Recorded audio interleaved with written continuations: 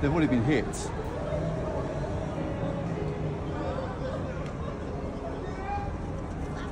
all falling over into the old city. Israel और Iran में war छिड़ चुकी है और उसका खामियाजा भारत भी भुगत रहा है। तो आज इस वीडियो में हम इस पॉइंट पर बात करेंगे कि आखिर में impact on stock market due to Israel war, आखिर क्या फर्क पड़ रहा है। देखिए, सबसे बड़ा फर्क तो ये पड़ रहा है कि जो सेंसेक्स है वो धड़ाम से नीचे आ गया। कितने लोगों के पैसे डूब गए, जिन लोगों ने इन्वेस्ट किए थे उनका बहुत अच्छा खासा नुकसान हो गया। और जो फॉरेन इन्वेस्टमेंट था, एफपीआई, विदेशी पोर्टफोलियो के जो निवेशक थे, जो इन्वेस्टर्स थे, उन्होंने अच्छी खासी मात्रा में पैसे 15,243 करोड़ रुपए की बिकवाली कर दी। यानी कि यहां से पैसे इन्वेस्ट जो थे उसको निकाल के दूसरी जगह, चाइना उनको काफ़ी ज़्यादा एक प्रलोभन दे रहा है। और भाई जाहिर सी बात है कि जिसको, जो इन्वेस्टर्स हैं, उनको जहां से प्रॉफिट मिलेगा वहां वो चले जाएंगे। दूसरा फैक्टर क्या रहा? दूसरा फैक्टर ये रहा कि जो डोमेस्टिक इन्वेस्टर्स थे इंडिया के, उन्होंने 12,914 करोड़ रुपए की खरीदारी की। क्योंकि शेयर इन्वेस्टमेंट में क्या होता है कि जब रेट्स डाउन होते हैं तो खरीदारी भी होती है। लोग कम पैसे में खरीदारी करते हैं और जब रेट उसके बढ़ते हैं उसके बाद में लोग उसको बेच देते हैं, उनका अच्छा खासा मुनाफा हो जाता है। ये इसका सीधा सा फंडा है। और जो क्रूड ऑयल है, कच्चा तेल है, चूंकि ईरान से अच्छा खासा जो है हम वहाँ से मंगाते थे, तेल मंगाते थे, जो कच्चा तेल है, क्रूड ऑयल, ये मंगाते थे, जो यहाँ रिफाइनरी में यूज़ होके उसके बाद में डीजल और पेट्रोल की शक्ल में मार्केट में बेचा जाता है। वो जाहिर सी बात है कि जब वॉर छिड़ी हुई है तो महंगा होना ही होना है, क्योंकि वहाँ पर निर्भरता, जो हमारी 80% इंडियन मार्केट की जो निर्भरता है, वो बाहर से ही मंगा के हम उसको कवर करते हैं। अब सवाल ये आता है कि आखिर में ऐसे में इन्वेस्टर करे क्या?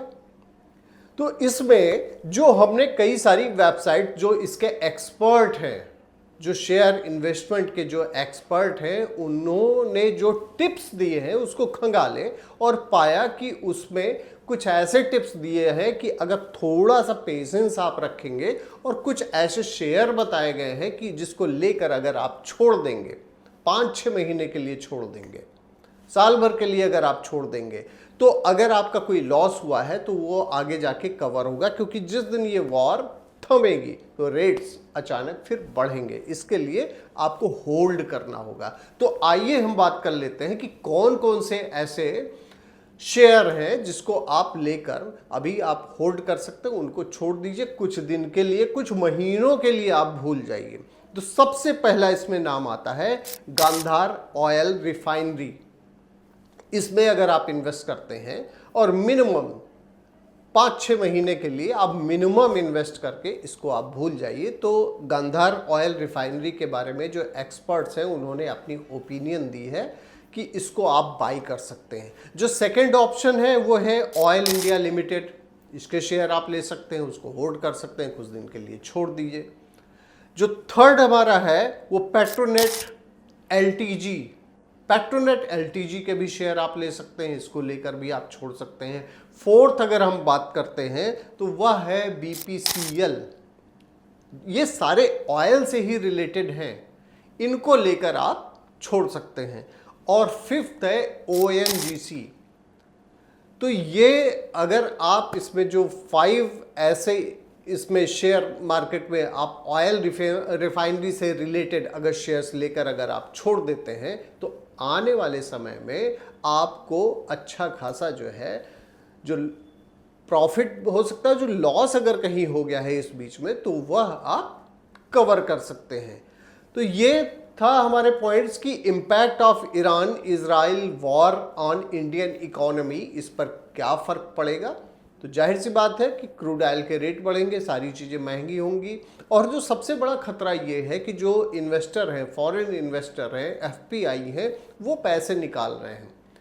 और जो सबसे अच्छी बात ये है कि जो भारतीय बाजार में भारतीय म्यूचुअल फंड 1.86 लाख करोड़ का जो कैश है वो इंडियन मार्केट में है, उसको इंडियन मार्केट ने बचा के रखा हुआ है कि कहीं अगर ऐसी कोई बात आती है तो वो इस जो लॉसेस हैं वो कवर हो सके। तो इसलिए कोई बहुत चिंता की बात नहीं है। तो आप ये देख सकते हैं कि ईरान इजराइल वॉर में experts opinion two by 5 shares of oil refinery, अगर आप इसको देखते हैं तो आपके लॉसेस काफ़ी अच्छे खासे कवर हो सकते हैं। आने वाले समय में आप अच्छा खासा प्रॉफिट देकर जाएंगे। तो बहुत बहुत धन्यवाद आपका, आपकी खबर के शेयर इन्वेस्टमेंट के टिप्स देखने के लिए।